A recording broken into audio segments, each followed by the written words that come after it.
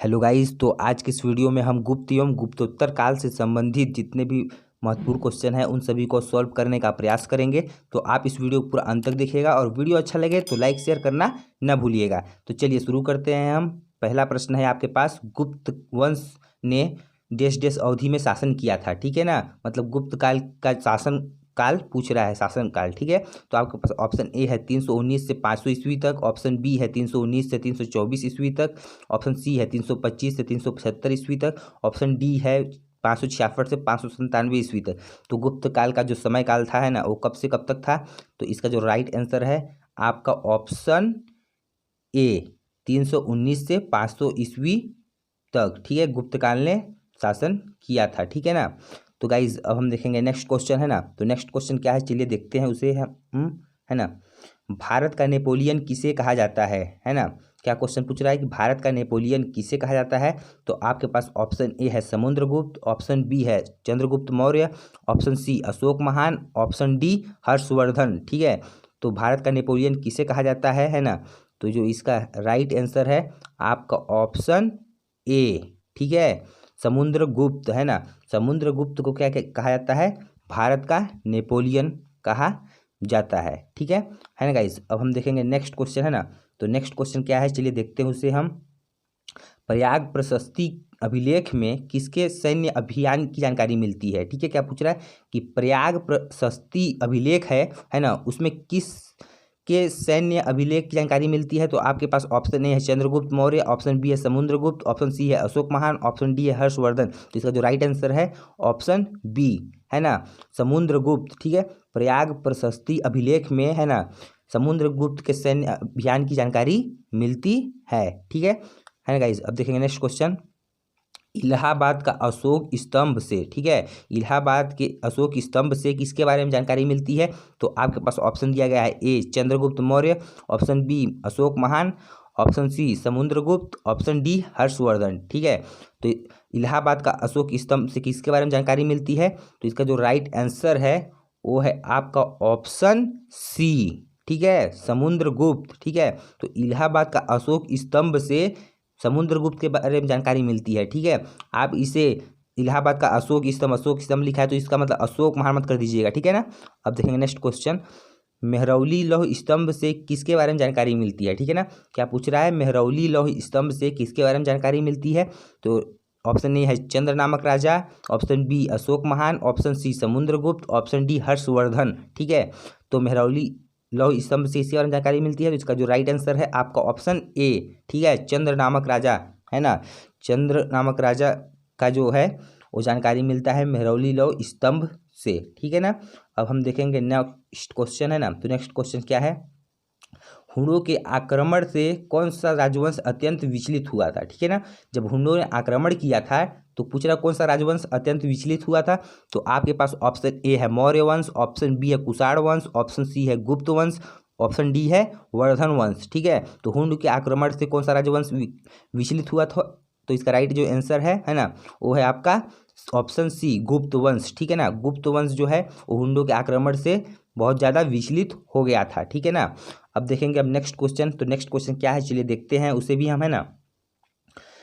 हुंड ने भारत पर आक्रमण किसके शासनकाल में किया था? ठीक है ना, हुंडों ने भारत पर आक्रमण किया था तो किसके शासनकाल में किया था? तो आपके पास ऑप्शन ए है चंद्रगुप्त द्वितीय, ठीक है, कुमारगुप्त प्रथम, स्कंदगुप्त, बुधगुप्त। ठीक है ना, तो आपके पास चार ऑप्शन है तो इसका जो राइट आंसर है ना, तो हुंडों ने आक्रमण किसके शासन काल में किया था? इसका राइट आंसर है सी। ठीक है, स्कंदगुप्त। ठीक है, स्कंदगुप्त के शासन काल में हुंडों ने आक्रमण किया था। ठीक है ना, भारत पर। तो गाइज अब हम देखेंगे नेक्स्ट क्वेश्चन है ना। नेक्स्ट क्वेश्चन क्या चलिए देखते हैं। रजत सिक्के जारी करने वाला प्रथम गुप्त शासक था? ठीक है, क्या पूछ रहा है, रजत सिक्के जारी करने वाला प्रथम गुप्त शासक था? किस सिक्के की बात कर रहा है? रजत सिक्के की। ठीक है, तो ऑप्शन ए दिया गया है चंद्रगुप्त प्रथम, ऑप्शन बी है समुद्रगुप्त, ऑप्शन सी है चंद्रगुप्त द्वितीय, ऑप्शन डी है कुमारगुप्त। ठीक है, तो इसका जो राइट आंसर है आपका ऑप्शन सी। ठीक है ना, ऑप्शन सी चंद्रगुप्त द्वितीय है ना, चंद्रगुप्त द्वितीय ने रजत के सिक्के जारी किए थे। ठीक है ना। तो गाइज यहाँ तक हमने देखा। अब हम देखेंगे नेक्स्ट क्वेश्चन है ना। नेक्स्ट क्वेश्चन क्या है चलिए देखते हैं। निम्न में से कौन गुप्त काल में अपनी आयुर्विज्ञान विषयक रचना के लिए जाना जाता है? क्या क्वेश्चन है, निम्न में से कौन सा गुप्त काल में है ना अपनी आयुर्विज्ञान विषयक रचना के लिए जाना जाता है? तो आपके पास ऑप्शन ए है सौमिल, ऑप्शन बी है शूद्रक, ऑप्शन सी है शौनक, ऑप्शन डी है सुश्रुत। ठीक है, तो सुश्रुत जो है इसका राइट आंसर ऑप्शन डी। ठीक है ना, ऑप्शन डी जो है सुश्रुत वो आयुर्विज्ञान विषयक रचना के लिए जाना जाता है। ठीक है, अब हम देखेंगे नेक्स्ट क्वेश्चन है ना, तो नेक्स्ट क्वेश्चन क्या है चलिए देखते हैं, उसे भी हम हैं। कालिदास किसके शासनकाल में थे? ठीक है ना, क्या क्वेश्चन है आपके पास कि कालिदास किसके शासनकाल में थे? तो ऑप्शन दिया गया है, option A Samudragupta, option B Ashok Mahan, option सी चंद्रगुप्त प्रथम, ऑप्शन डी चंद्रगुप्त द्वितीय। ठीक है, तो किसके शासनकाल में कालिदास थे? तो इसका जो राइट आंसर है आपका ऑप्शन डी। ठीक है, चंद्रगुप्त द्वितीय के शासनकाल में कालिदास कवि थे। ठीक है ना, अब हम देखेंगे नेक्स्ट क्वेश्चन है ना, नेक्स्ट क्वेश्चन क्या है तो चलिए उसे भी हम देखते हैं। क्या है, हर्षचरित्र नामक पुस्तक किसने लिखी है? ठीक है, क्या क्वेश्चन है कि हर्षचरित्र नामक पुस्तक किसने लिखी है? तो आपके पास ऑप्शन ए है आर्यभट्ट, ऑप्शन बी है बाणभट्ट, ऑप्शन सी है विष्णुगुप्त, ऑप्शन डी है परिमल गुप्त। तो किसने लिखी है हर्षचरित्र नामक पुस्तक? तो इसका जो राइट आंसर है आपका ऑप्शन बी है ना, बाणभट्ट ने, है ना, हर्षचरित्र नामक पुस्तक जो है वो बाणभट्ट ने लिखी है। ठीक है, अब देखेंगे हम नेक्स्ट क्वेश्चन है ना, तो नेक्स्ट क्वेश्चन क्या है चलिए देखते हैं उसे भी हम, है ना। तो चलिए, कल्हड़ नामक पुस्तक में किसके बारे में जानकारी लिखी गई है? ठीक है, मतलब कल्हड़ नामक जो पुस्तक है ना उसमें किसके बारे में जानकारी मिलती है, कौन से शासक के बारे में जानकारी मिलती है? तो कल्हड़ नामक पुस्तक में किसकी जानकारी मिलती है? आपके पास ऑप्शन ए है हर्ष के बारे में, ऑप्शन बी है समुद्रगुप्त के बारे में, ऑप्शन सी है विष्णुगुप्त के बारे में, ऑप्शन डी है चंद्रगुप्त प्रथम के बारे में। तो किसके बारे में जानकारी मिलती है कल्हड़ नामक पुस्तक में? इसका राइट आंसर हर्ष के बारे में। किसके बारे में जानकारी मिलती है? हर्ष के बारे में। ठीक है ना, कल्हड़ नामक पुस्तक में किसके बारे में जानकारी लिखी गई है? तो हर्ष के बारे में। ठीक है, हम देखेंगे नेक्स्ट क्वेश्चन है ना, तो नेक्स्ट क्वेश्चन क्या चलिए देखते हैं उसे भी। गुर्जर प्रतिहार वंश की स्थापना किसने की? है ना, क्या क्वेश्चन पूछ रहा है कि गुर्जर प्रतिहार वंश की स्थापना किसने की? आपके पास ऑप्शन ए है हर्षवर्धन, ऑप्शन बी है वत्सराज, ऑप्शन सी है नागभट्ट प्रथम, ऑप्शन डी है चंद्रगुप्त प्रथम। ठीक है, तो गुर्जर प्रतिहार वंश की स्थापना किसने की थी? तो इसका जो राइट आंसर है ना, आपका राइट आंसर है ऑप्शन सी। ठीक है, नागभट्ट प्रथम ने, है ना, नागभट्ट प्रथम ने गुर्जर प्रतिहार वंश की स्थापना की थी। ठीक है गाइस, है ना। अब देखेंगे हम आगे, है ना, क्या क्वेश्चन है आगे, तो चलिए देखते हैं। राष्ट्रकूट वंश की नींव किसने रखी? ठीक है ना, राष्ट्रकूट वंश नींव किसने रखी थी? ठीक है, तो आपके पास ऑप्शन ए है अमोघवर्ष, ऑप्शन बी है दंती दुर्ग, ऑप्शन सी है ध्रुव, ऑप्शन डी है कृष्ण प्रथम। ठीक है, तो राष्ट्रकूट वंश की नींव किसने रखी थी? तो इसका जो राइट आंसर है ना, कौन सा है? Option B. ठीक है ना, दंती दुर्ग। ठीक है, राष्ट्रकूट वंश की नींव किसने रखी थी? तो दंती दुर्ग ने, है ना। अब देखेंगे हम नेक्स्ट क्वेश्चन, है ना, तो नेक्स्ट क्वेश्चन क्या है चलिए उसे भी सॉल्व करते हैं, है ना। चलिए देखते हैं। विक्रमशिला विश्वविद्यालय की स्थापना बंगाल के किस शासक ने की थी? ठीक है ना, क्या क्वेश्चन है कि विक्रमशिला विश्वविद्यालय की स्थापना बंगाल के किस शासक ने की थी? इसका फर्स्ट ऑप्शन है धर्मपाल, ऑप्शन बी है गोपाल, ऑप्शन सी है देवपाल, ऑप्शन डी है महिपाल। तो विक्रमशिला विश्वविद्यालय की स्थापना बंगाल की शासक ने की थी, इसका राइट आंसर है धर्मपाल ने। ठीक है ना, धर्मपाल ने विक्रमशिला विश्वविद्यालय की स्थापना की थी। ठीक है, जो कि एक बंगाल शासक था। ठीक है ना गाइज। अब हम देखेंगे नेक्स्ट क्वेश्चन, तो नेक्स्ट क्वेश्चन क्या है? नालंदा विश्वविद्यालय के विनाश का कारण था। ठीक है ना, क्या पूछ रहा है? नालंदा विश्वविद्यालय के विनाश का क्या कारण था? ठीक है, कौन कारण थे इसके विनाश के? ठीक है, नालंदा विश्वविद्यालय के विनाश के कौन कारण थे?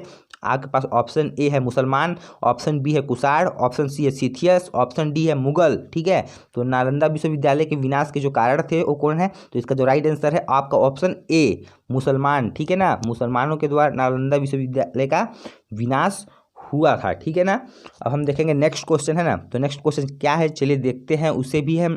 तो चलिए, चीनी यात्री ह्वेनसांग ने किस विश्वविद्यालय में अध्ययन किया था? ठीक है ना, क्या पूछ रहा है? जो चीनी यात्री ह्वेनसांग था, ठीक है ना, ह्वेनसांग ने किस विश्वविद्यालय में अध्ययन किया था? तो आपके पास ऑप्शन ए है तक्षशिला, ऑप्शन बी है विक्रमशिला, ऑप्शन सी है मगध, ऑप्शन डी है नालंदा। तो ह्वेनसांग ने किस विद्यालय में अध्ययन किया था? तो इसका जो राइट आंसर है आपका ऑप्शन डी, ठीक है, नालंदा विश्वविद्यालय में चीनी यात्री ह्वेनसांग ने अध्ययन किया था, ठीक है ना। अब हम देखेंगे नेक्स्ट क्वेश्चन, है ना। तो नेक्स्ट क्वेश्चन क्या है, चलिए देखते हैं उसे हम, है ना। तो चलिए, हर्षवर्धन ने 2 धार्मिक सम्मेलनों का आयोजन किया था, ठीक है ना। हर्षवर्धन ने 2 धार्मिक सम्मेलनों का आयोजन किया था, कौन कौन सा? ऑप्शन ए है कन्नौज और प्रयाग, ऑप्शन बी है प्रयाग और थानेश्वर, ऑप्शन सी है Thaneshwar plus Vallabhi, option D है वल्लभी प्लस प्रयाग, ठीक है। तो हर्षवर्धन ने किन 2 धार्मिक सम्मेलनों का आयोजन किया था? तो इसका जो राइट आंसर है आपका ऑप्शन ए, ठीक है ना, ऑप्शन ए कन्नौज और प्रयाग, ठीक है। इन 2 धार्मिक सम्मेलनों का आयोजन किया था किसने? हर्षवर्धन ने, ठीक है ना। अब देखेंगे हम नेक्स्ट क्वेश्चन, है ना। तो नेक्स्ट क्वेश्चन क्या है, चलिए देखते हैं उसे भी हम, है ना। तो चलिए, किसके शासनकाल में ह्वेनसांग भारत आया था? ठीक है, क्या क्वेश्चन पूछ रहा है कि किसके शासनकाल में ह्वेनसांग भारत आया था? तो आपके पास ऑप्शन ए है चंद्रगुप्त प्रथम, ऑप्शन बी है हर्षगुप्त, ठीक है, ऑप्शन सी है चंद्रगुप्त मौर्य, ऑप्शन डी है चंद्रगुप्त द्वितीय, ठीक है ना। तो किसके शासनकाल में ह्वेनसांग भारत आया था? तो इसका राइट आंसर है आपका ऑप्शन बी, ठीक है ना, हर्ष, ठीक है। हर्ष के शासनकाल में ह्वेनसांग जो है वो भारत आया था, ठीक है। अब हम देखेंगे नेक्स्ट क्वेश्चन, है ना। तो नेक्स्ट क्वेश्चन क्या है, चलिए देखते हैं उसे भी हम, है ना। चलिए, अजंता और एलोरा गुफाएं हैं, ठीक है ना, अजंता और एलोरा गुफाएं हैं किस राज्य में है पूछ रहा है, ठीक है ना। तो आपके पास ऑप्शन दिया गया है, A Andhra Pradesh, B Madhya Pradesh, option C Maharashtra, option D Rajasthan, ठीक है। तो किस राज्य में जो है वो अजंता और एलोरा की गुफाएं हैं? तो इसका जो राइट आंसर है वो जल्दी बताइए कौन सा है इसका राइट आंसर। तो इसका जो राइट आंसर है आपका ऑप्शन सी, ठीक है, महाराष्ट्र, है ना। महाराष्ट्र के औरंगाबाद में अजंता और एलोरा की गुफाएं हैं, ठीक है ना। अब हम देखेंगे नेक्स्ट क्वेश्चन, है ना। तो नेक्स्ट क्वेश्चन क्या है, चलिए उसे देख लेते हैं हम, है ना। एलोरा गुफाओं का निर्माण कराया है, ठीक है ना, मतलब एलोरा गुफाओं का निर्माण किस वंश ने करवाया है, ठीक है ना। तो आपके पास ऑप्शन दिया गया है, ए पल्लवों ने, बी चोलों ने, सी राष्ट्रकूट वंश ने, डी पालों ने, ठीक है ना। तो एलोरा गुफाओं का जो निर्माण है ना, वो किस वंश से करवाया था? तो इसका जो राइट आंसर है आपका ऑप्शन सी, ठीक है, राष्ट्रकूट वंश ने, ठीक है ना, राष्ट्रकूट वंश ने एलोरा गुफाओं का निर्माण करवाया, ठीक है। अब हम देखेंगे नेक्स्ट क्वेश्चन, है ना। तो नेक्स्ट क्वेश्चन क्या है, चलिए देखते हैं उसे। खजुराहो और कंदरिया का निर्माण कराया है, ठीक है ना। क्या पूछ रहा है क्वेश्चन कि खजुराहो और कंदरिया का निर्माण किस शासक मतलब किस वंश ने करवाया, ठीक है, किस वंश के शासकों ने? तो आपके पास ऑप्शन ए है पल्लवों ने, ऑप्शन बी है चोलों ने, ऑप्शन सी है राष्ट्रकूट वंश ने, ऑप्शन डी है चंदेल राजाओं ने। तो खजुराहो और कंदरिया का निर्माण कराने वाला जो वंश है कौन सा है? इसका right answer option D Chandel राजाओं ने, ठीक है ना। चंदेल राजाओं ने खजुराहो और कंदरिया का निर्माण करवाया है, ठीक है ना। अब हम देखेंगे नेक्स्ट क्वेश्चन, है ना। तो नेक्स्ट क्वेश्चन क्या, चलिए देखते हैं। त्रिपक्षीय संघर्ष किस क्षेत्र के लिए हुआ था, ठीक है ना। क्या क्वेश्चन पूछ रहा है कि त्रिपक्षीय संघर्ष जो हुआ था, ठीक ना, पाल और प्रतिहार इन सब वंशों का जो त्रिपक्षीय संघर्ष हुआ था, ठीक है ना, वो किस क्षेत्र के लिए हुआ था? तो आपके पास ऑप्शन ए है तंजौर, ऑप्शन बी है महाबलीपुरम, ऑप्शन सी है कांची, ऑप्शन डी है कन्नौज। तो किस क्षेत्र के लिए? तो इसका राइट आंसर है ऑप्शन डी कन्नौज के लिए, ठीक है। जो कन्नौज का क्षेत्र है ना, उस क्षेत्र के लिए त्रिपक्षीय संघर्ष हुआ था, ठीक है ना। तो अब हम देखेंगे नेक्स्ट क्वेश्चन, है ना। नेक्स्ट क्वेश्चन क्या है, चलिए देखते हैं उसे भी हम। तोल्कापियम ग्रंथ संबंधित है, ठीक है। क्या क्वेश्चन है? तोल्कापियम ग्रंथ संबंधित है, ठीक है ना। ये जो तोल्कापियम ग्रंथ है वो किससे संबंधित है? तो ऑप्शन ए है प्रशासन से, ऑप्शन बी है विधि से, ऑप्शन सी है व्याकरण से, ऑप्शन डी है उपरोक्त सभी, ठीक है। तो इसका जो राइट आंसर है ना कि तोल्कापियम ग्रंथ संबंधित है, तो इसका जो राइट आंसर है आपका ऑप्शन सी व्याकरण से, ठीक है। तोल्कापियम ग्रंथ जो है ना, वो व्याकरण से संबंधित है, ठीक है ना। अब हम देखेंगे नेक्स्ट क्वेश्चन, है ना। तो नेक्स्ट क्वेश्चन क्या है, चलिए देखते हैं उसे भी हम। चलिए, शिल्पा है ना, शिल्पाधिकारम का लेखक था, ठीक है। शिल्पाधिकारम जो रचना है उसका लेखक कौन था, ठीक है। तो आपके पास ऑप्शन ए है इंग्लो, है ना, ऑप्शन बी है पर्डर, ऑप्शन सी है करिकाल, ऑप्शन डी है विष्णु स्वामीन, ठीक है। तो शिल्पाधिकारम का जो लेखक था वो कौन था? तो इसका जो राइट आंसर है वो कौन सा है, जल्दी बताइए, आपके पास समय दिया गया है, ठीक है। तो बताइए, जल्दी बताइए। इसका राइट जो आंसर है वो आपका ऑप्शन ए, ठीक है ना। इलंगो कौन है? इलंगो, ठीक ना। शिल्पा कादीरम का लेखक जो था वो इलंगा, ठीक है ना गाइज। अब हम देखेंगे नेक्स्ट क्वेश्चन, है ना। तो नेक्स्ट क्वेश्चन चलिए देखते हैं क्या है नेक्स्ट क्वेश्चन। गंगैकोंड चोलपुरम की स्थापना किसने की थी? ठीक है ना। आपके पास क्वेश्चन दिया गया है कि गंगैकोंड चोलपुरम की स्थापना किसने की थी। तो ऑप्शन ए है राजराज प्रथम, ऑप्शन बी है राजाधिराज, ऑप्शन सी है राजेंद्र प्रथम, ऑप्शन डी है विजयालय। तो गंगैकोंड चोलपुरम की स्थापना किसने की थी? तो इसका राइट आंसर है आपका ऑप्शन सी, राजेंद्र प्रथम ने, ठीक है ना। राजेंद्र प्रथम ने गंगैकोंड चोलपुरम की स्थापना की थी, ठीक है ना गाइज। अब हम देखेंगे नेक्स्ट क्वेश्चन, है ना। तो नेक्स्ट क्वेश्चन क्या है चलिए उसे देखते हैं हम, है ना। धार्मिक कविताओं का संकलन जो है, ठीक है ना, किसमें किया गया है? कुरल में। और ये जो कुरल है वो कौन से भाषा में है? ठीक है ना। क्या पूछा गया है कि धार्मिक कविताओं का संकलन कुरल किस भाषा में है? तो आपके पास ऑप्शन ए है ग्रीक, ऑप्शन बी है तेलुगु, ऑप्शन सी है तमिल, ऑप्शन डी है पाली, ठीक है। तो धार्मिक कविताओं का जो संकलन है कुरल वो किस भाषा में है? तो इसका राइट आंसर है आपका ऑप्शन सी, तमिल भाषा में, ठीक है ना। धार्मिक कविताओं का जो संकलन कुरल है वो किस भाषा में है? तो ये जो भाषा इसका है ना, वो कौन सा है? तमिल, ठीक है ना गाइज। अब हम देखेंगे नेक्स्ट क्वेश्चन, है ना। तो नेक्स्ट क्वेश्चन चलिए देखते हैं। किस ऋषि के बारे में कहा जाता है कि उन्होंने दक्षिण भारत का आर्यकरण किया था या उन्हें बनाया था आर्य? ठीक है ना। क्या बोला जा रहा है? किस ऋषि के बारे में कहा जाता है कि उन्होंने दक्षिण भारत का आर्यकरण किया था या उन्हें बनाया था? तो आपके पास ऑप्शन ए है विश्वामित्र, ऑप्शन बी है अगस्त्य ऋषि, ऑप्शन सी है वशिष्ठ, ऑप्शन डी है सांभर। तो इसका जो राइट आंसर है आपका ऑप्शन बी, ठीक है ना, अगस्त्य ऋषि ने, ठीक है ना। अगस्त्य ऋषि ने दक्षिण भारत का आर्यकरण किया था, उन्हें आर्यकरण बनाया था, ठीक है। अब देखेंगे हम नेक्स्ट क्वेश्चन, है ना। तो नेक्स्ट क्वेश्चन क्या है चलिए देखते हैं उसे भी, है ना। चलिए, ऐहोल अभिलेख में किसके बारे में जानकारी मिलती है? ठीक है ना। क्या क्वेश्चन दिया गया है कि ऐहोल अभिलेख में किसके बारे में जानकारी मिलती है? तो आपके पास ऑप्शन दिया गया है ए पुलकेशिन द्वितीय, option B Aryabhata, option C Pushyabhuti, option D Kirtivarman, ठीक है। तो ऐहोल अभिलेख में किसके बारे में जानकारी मिलती है? तो इसका जो राइट आंसर है आपका ऑप्शन ए, ठीक है ना, पुलकेशिन द्वितीय के बारे में, है ना। पुलकेशिन द्वितीय के बारे में जानकारी मिलती है, ठीक है, ऐहोल अभिलेख से, ठीक है। अब हम देखेंगे नेक्स्ट क्वेश्चन, है ना। तो नेक्स्ट क्वेश्चन क्या है चलिए देखते हैं उसे भी हम। 10 कुमार चरित्र किसकी रचना है? ठीक है। क्या पूछ रहा है कि 10 कुमार जो चरित्र है वो किसकी रचना है? तो आपके पास ऑप्शन ए दिया गया है Surdas, option B Dandi, option C Kalidas, option D Tulsidas, ठीक है। तो 10 कुमार चरित्र की रचना किसने की है? तो इसका जो राइट आंसर है आपका ऑप्शन कौन सा है? बी, ठीक है, दंडी, ठीक है। दंडी जो है 10 कुमार चरित्र की रचना इसने किया है, ठीक है ना। अब हम देखेंगे नेक्स्ट क्वेश्चन, है ना। तो नेक्स्ट क्वेश्चन चलिए देखते हैं क्या है नेक्स्ट क्वेश्चन। तो चलिए, निम्न में से कौन सा साहित्य गुप्तकालीन नहीं है? क्या क्वेश्चन है कि निम्नलिखित में से कौन सा साहित्य गुप्तकालीन नहीं है? तो आपके पास option A Amarkosh, option B है Kamasutra, option C Meghdoot, option D Indica, ठीक है। तो कौन सा जो साहित्य है वो गुप्तकालीन नहीं है? तो इसका जो राइट आंसर है आपका ऑप्शन डी इंडिका, ठीक है ना। इंडिका जो है वो गुप्तकालीन नहीं है, बाकी जो ए अमरकोश, बी कामसूत्र, सी मेघदूत, ये तीनों गुप्तकालीन है, ठीक है। अब देखेंगे नेक्स्ट क्वेश्चन। एलोरा और एलिफेंटा की गुफाएं जो मिली है, ठीक है, उसमें सबसे ज़्यादा कौन से धर्म संबंधित गुफाएं मिली है? ठीक है ना।